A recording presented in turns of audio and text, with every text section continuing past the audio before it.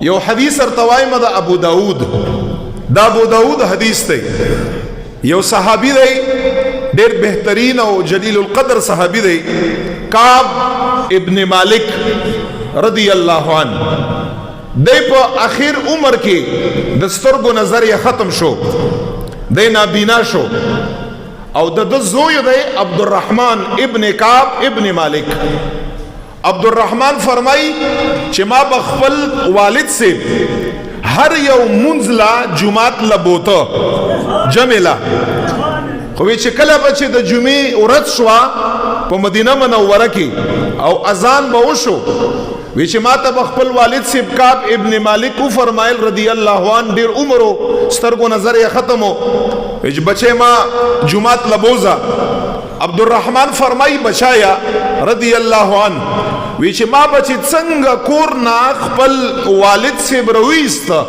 کعب ابن مالک او د جمعې اذان به شروع شو چې څنګه به ختم شو لاس به یو چت کړه او اسعد ابن زراره لپاره به د مغفرت او د بخښنې دعا کړه ډیر وخت نه یا ما به هر جمعه ایستاو دا به طریقه وا ما به هر جمعه ایستاو اسعد ابن زراره ته به د مغفرت دعا کړه چې زما والد سے د خپل باندې قسم خوري چې والله وی چې زما د قسمی په الله باندې چې زه ډیر بے وقوف وم یعنی زه ډیر ناپوهه وم چې ما چرته پلار نه دا پوښتنه ونه کړه چې ته د جمعې په ورځ باندې چې کله اذان واوري او زه د جمعې مونځ دپاره راوباسم او اذان ختم شي ته ډایرکټ لاس اوچت کړی او اسعد ابن زراره دپاره چې دی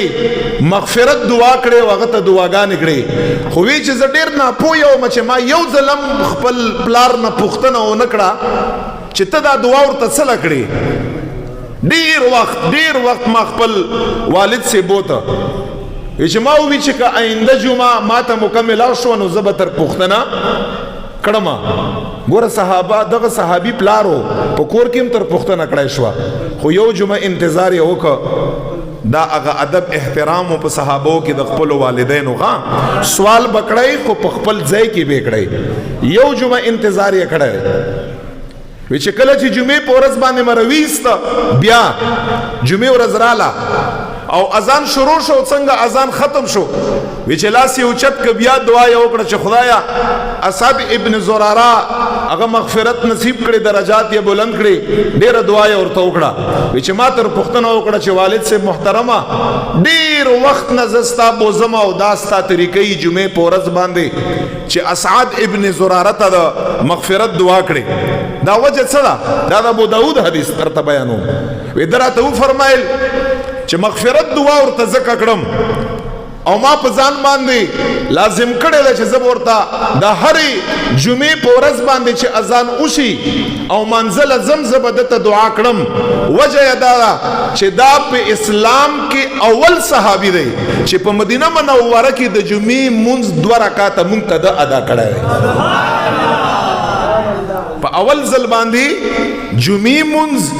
مدینه منوره کې 2 رکعاته فرض په جهري قرات باندې اگر ته د ادا کړی دی عبد الرحمن فرمایي چې ما پلار نه پوښتنه وکړه چې په دې وخت کې تاسو څو کسان وئ وی چې ما ته یو فرمایل چې په دې وخت کې چې اول جمعې مونځ مونږ ادا کاوه وی چې مونږ 40 کسان